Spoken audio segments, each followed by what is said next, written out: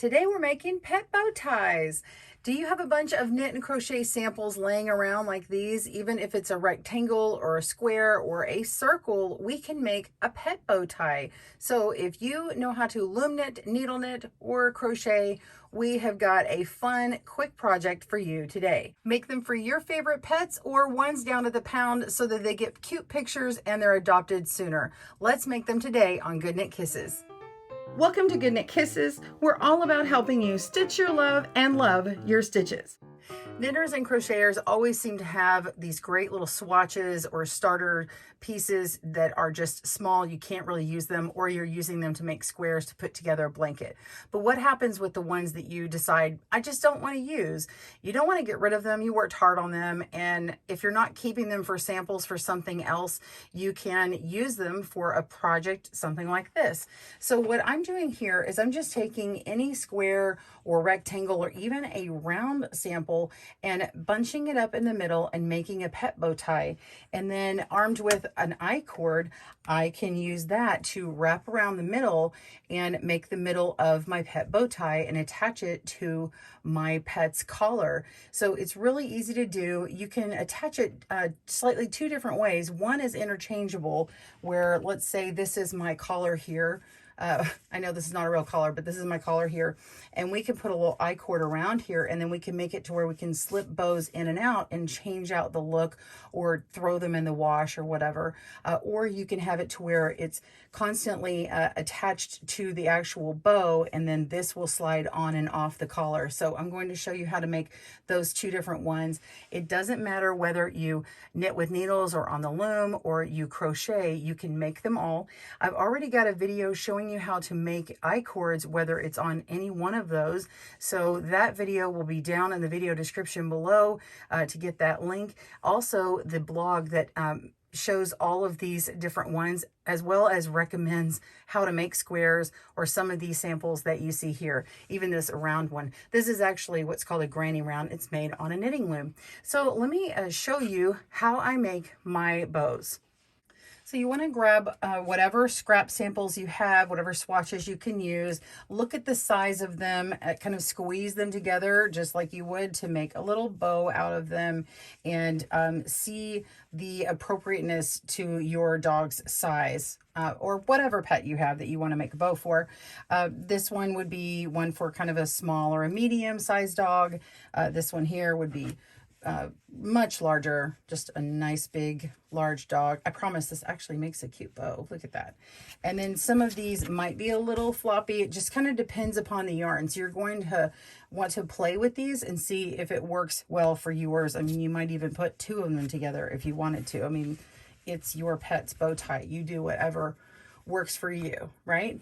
So once you've got that, you're going to get some scrap yarn, and really you're just going to take them and sort of squish it together in the middle here and wrap your yarn around, and wrap it in opposite directions, turn it over to the back, and then just tie it in a square knot.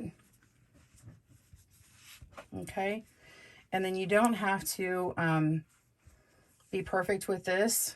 You can go ahead and leave this long and cut this later. And then you're going to want to make your I-cord. Okay, so make as many of these that you want. Go ahead and do that. This one right here, maybe go ahead and do that like this. It's got these two little borders on it. Make as many as you like, and then you're going to want to make your I-cords. So let's talk about the I-cords. You have your pet's collar, so you want to make it about 2 times the length of how high this collar is. So you might want it 3, 4, 5, or 6 inches. So anywhere from 3 to 6 inches in length. Here's one. Of course, you might not want to make them all in this really thick yarn. This is just a demonstration purposes. Okay, but there's varying lengths because you have different heights of the collar sizes that you're going to need to stretch around it to get it to be the right size. Okay, we're going to have some that are a medium size collar, some that are much smaller. Like this one is about 3.5 inches. Then I have a 4, and I have a 6-inch one here. So those are probably pretty standard size unless you have one that's much smaller. So go ahead and make your I-cord to that length and leave it exposed for this next part. Go ahead and do that, and we'll come back and put it together. All right, so we've cinched together the middle of our bows here, and we've just tied it together in a knot. For the one that I have the option of sliding it in through the little loop that's going to stay on my collar, all I did was simply cut it off back here at the square knot. Just leave a little bit of a tail so it doesn't work its way out. You could even dab a little bit of glue on there. A little fabric glue would be fine. And I just want to demonstrate how this one will slip in and out. You would just bunch it together here, slide it in, and there it goes. So in order to attach this one, all I did was make sure that it was twice this length here, and then I made sure that I gave it a little bit more length on it just to adapt for this thickness of the yarn here. And so I just laid it on here, and then all I did is take my 2 ends together and tie it in a knot, and then kind of weave in my tails a little bit. And it's a little rough cut back here, but no one's going to see that. So that's how that is. Let's attach it on here, and you'll see me attaching the I-cord together.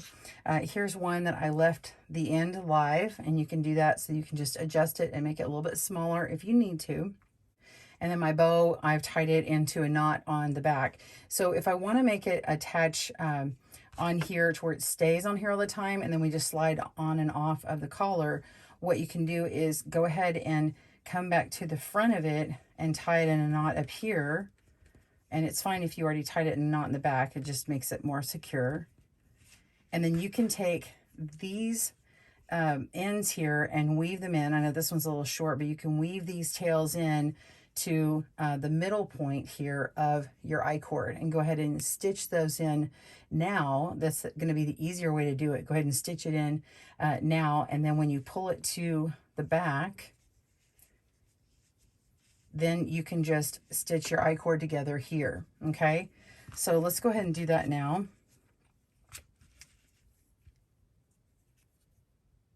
I'm going to just take my tapestry needle and my I-cord and just go right through the middle here.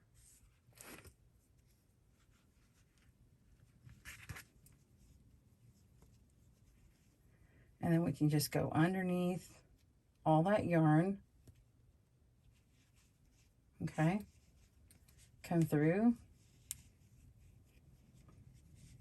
and then go through that again, go through another spot, and then pull through and go through here again. And you can go through a third time for good measure and make sure it's, you know, nice and centered on that. Maybe even cut through the middle of your strands and pull that on through, and then take your other end and tie it together. Tie it in a knot, and you can weave those tails back in through your I-cord, or cut them off, or pull them to the back and cut them there. Again, if you have some nice long tails, you won't have to worry about that. I'm just going to cut mine off here, and then this will just pull right in front of it. And you can make your I-cord as thick or thin as you want. I'm just making mine a little bit thinner than the yarn that I used here. And then now we have this live strand here at the back. And you can just take your end and go through all of those loops. Oops, I should have used my other needle here.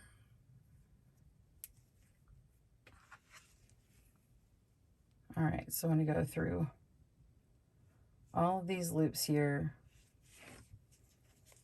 pull through,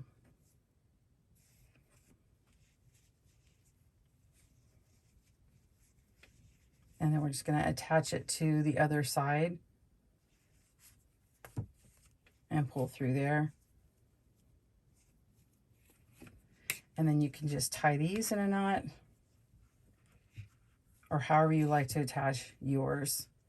And I'm not being terribly picky on this project because, again, it's for a pet it's going to get some wear and it's probably going to get destroyed at some point. So just tying in a few knots, and then you can weave in your tails and be done with it. And then this will just slide right on top of your collar. Let's say this is your collar. It's going to go right on top of there, and that will be your pet bow. Isn't that great? This one over here, I'm just showing how I've already put it in the middle, and then I can take my I-cord and wrap it around. You could even, you know, just tie it on simply to the front rather than weaving it on through, just to make it secure, and then pull it to the back and tie it.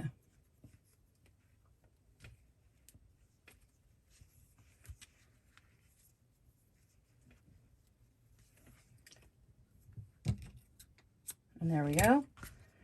And then take my I-cord, and I've already got it to the right length.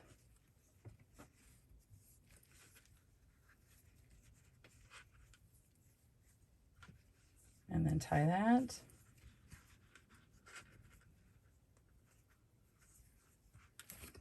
And cut it.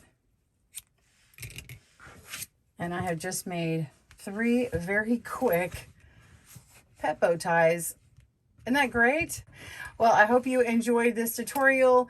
Be sure and link to me and tag me on Instagram, Pet Bow Tie. I would love to see yours. Have a great day, and happy knitting and crochet. Bye, everyone. Thanks for joining us today, where we help you stitch your love and love your stitches. See you again soon.